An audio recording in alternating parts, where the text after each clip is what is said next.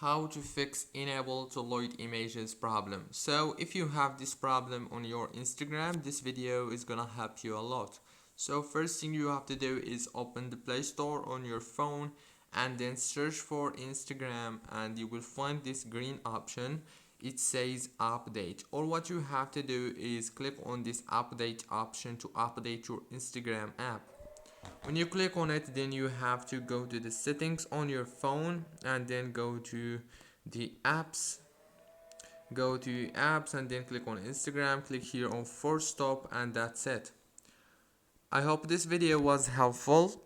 Don't forget to like and subscribe, and thank you very much for watching the video until the end. See you later.